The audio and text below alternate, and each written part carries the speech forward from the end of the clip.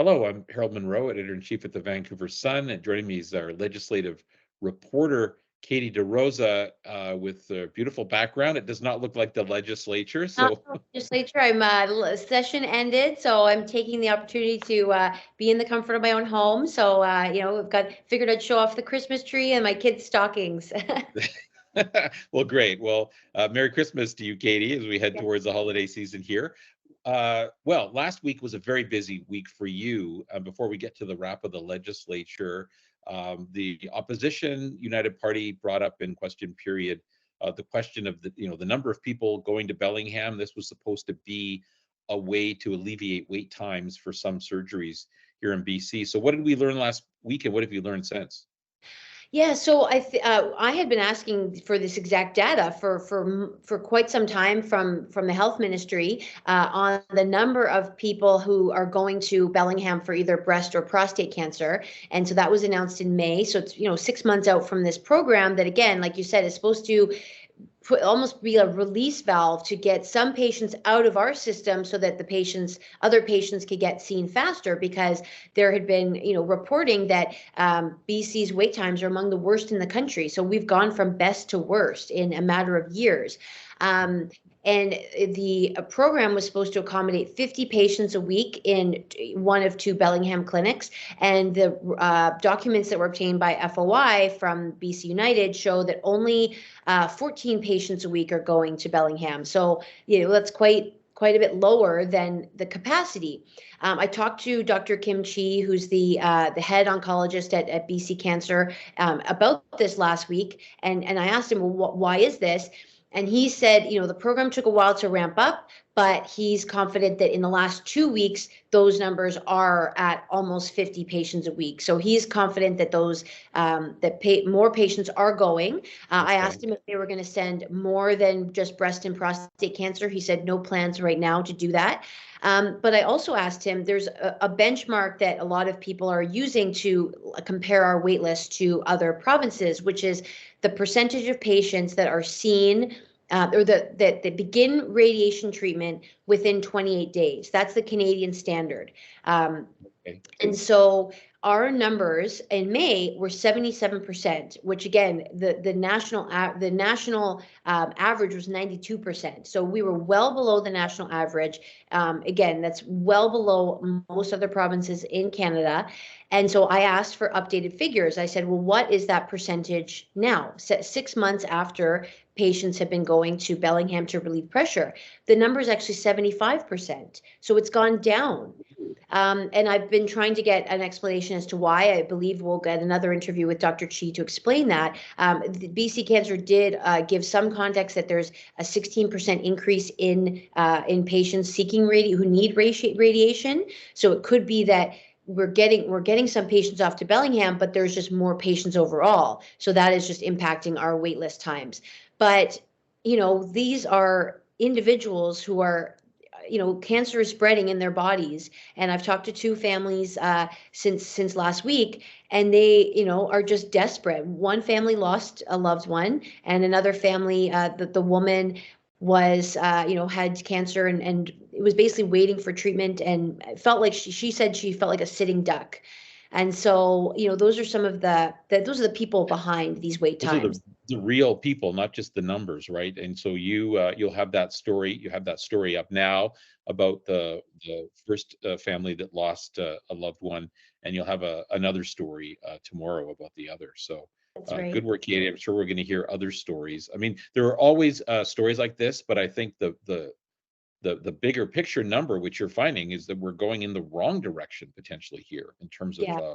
wait times, even with the release valve of Bellingham.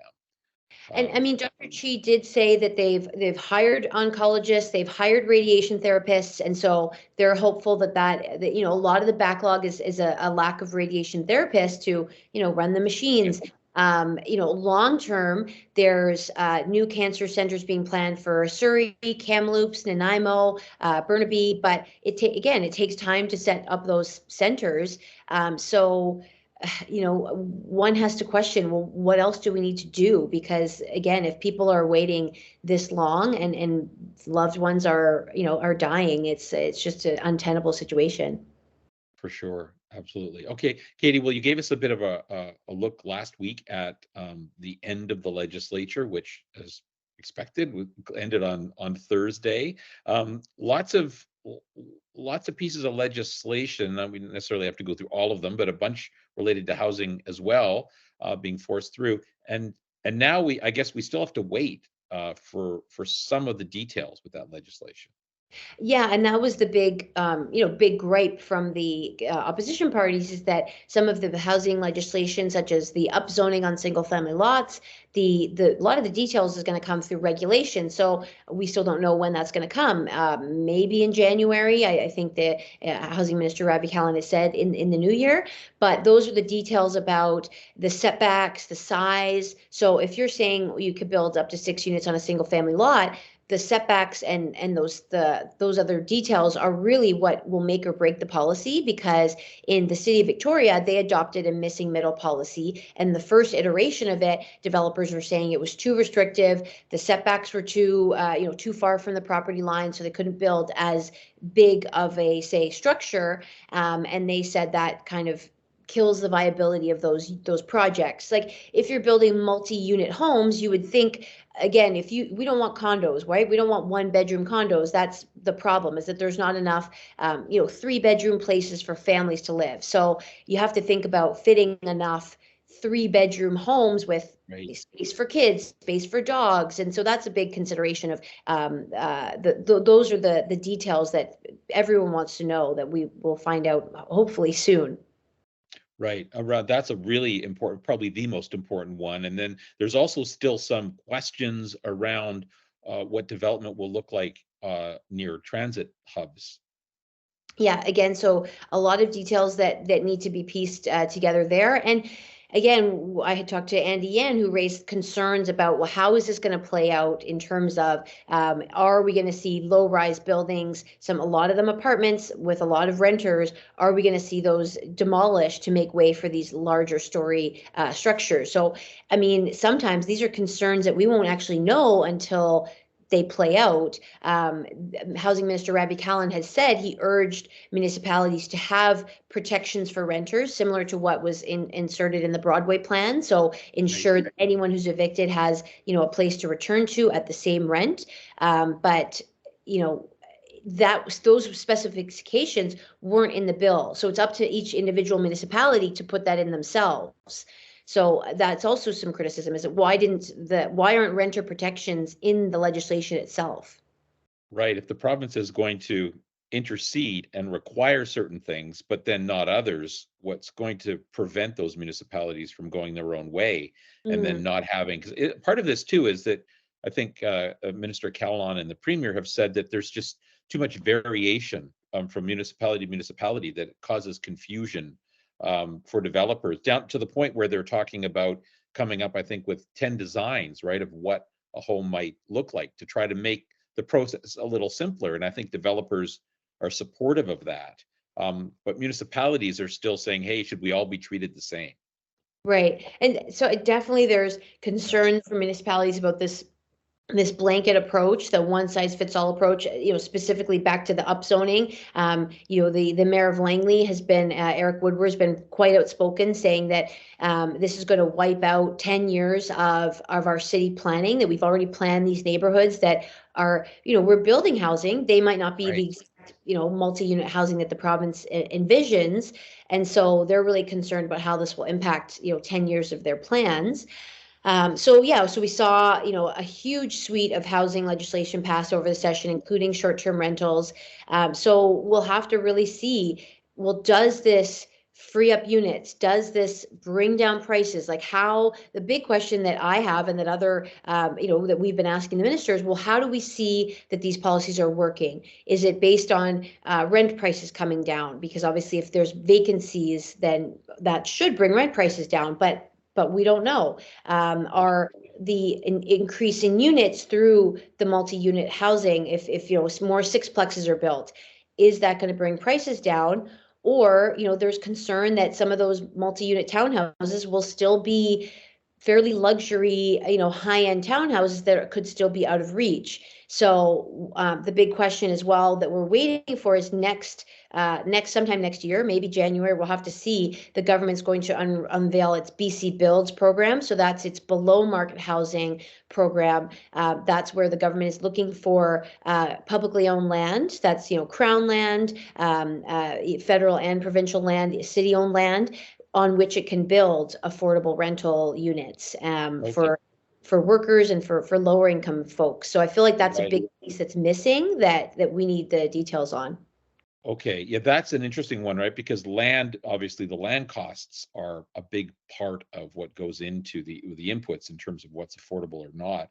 And we know that all three levels of government do have a lot of land. I think the public might be surprised by how much land and vacant land uh, cities, the province, and the feds own. So that is an opportunity if they can all get to the table and agree on how to deal with that property. But we've seen the feds already thumb their noses at some municipalities over their infrastructure increase costs and service costs. So I guess we'll have to see in the new year whether they can all get along. Exactly. What else? What else was sort of anything else coming out of the session that you thought was significant? There was the sort of backtrack from the government on the public drug use. There was pressure from BC United to address the people who use drugs in playgrounds and parks, near rec centers. The BC United was saying that this was like basically the decriminalization experiment had just gone awry. And it was putting people at risk, in parks and playgrounds, that sort of thing. So the government introduced legislation that bans open drug use almost in all public spaces, like in front of doorways, in front of any kind of rec center, on the grounds of anywhere near swimming pools, splash pads. So it was quite an expansive list. But harm reduction advocates are saying that they've almost completely killed the decriminalization policy. So the government's answer to that was, well, people can go to safe consumption sites, but the opposing argument to that is that there's not enough safe consumption sites. So if that's their expectation, there's not enough sites for people to use drugs. So that was seen as sort of a pressure from BC United that they got, a win on that one. There's also legislation for gig workers to have sort of minimum standards, minimum wages for people who drive Uber, people who drive food delivery services. So I think that was, a welcome. They kind of sort of straddle the middle ground between the union, the labor movement really wanted full protection, sick days and vacation days. They didn't go quite that far. So they kind of had a middle ground between what, say, companies like Uber were calling for versus what the labor movement were calling for. But it guarantees a minimum wage and more protections, and also work safe benefits, which I think is really important, because we heard that story a couple months ago from an Uber driver who was attacked, and he had really bad injuries, and he had no compensation for his injuries. So I think that was long overdue. And then a lot of debate around the carbon tax, and John Rustad with BC Conservatives was really hammering, trying to hammer home what the carbon tax is costing people. And he sort of had this cheeky comparison saying that a typical fill up on a 50-liter tank of gas is, you're paying $16 in carbon tax. So that's the price of 2 Costco chickens. So, it was a funny visual, and him and Bruce Badman both had 2 chickens in their office to show the price of what the carbon tax is costing people on a fill up. So, a lot of people are called it the 2 chicken session. Last day of session was dictated by the 2 chickens. Well, I mean, it's an interesting visual at a time when we do know that many people are suffering from inflation and the high cost of food, and lots of folks using food banks over the holidays, I expect. So now, without the legislature sitting, it doesn't mean that government is still not very busy. I'm sure there'll be stuff going on, at least I mean, they must all take a break as we get a little closer to I Christmas? mean, well, there's still like this week, there's announcements. I mean, on Monday today, Yes. the premier's making an announcement about recovery beds, and so there's still trickle. Obviously, there's still news. The premier's doing his session, his end of year kind of interviews with media, as is Kevin Falcon and BC United leader and other leaders as well. So kind of a chance to look back and also look forward at the next year. We're in election year, right? October Right. 2024. So it's never quiet, but maybe a bit quieter than when session's in. Okay. Well, great. Thanks, Katie, for this week. And I think we'll chat at least again next week and see what transpires. Thanks, Harold.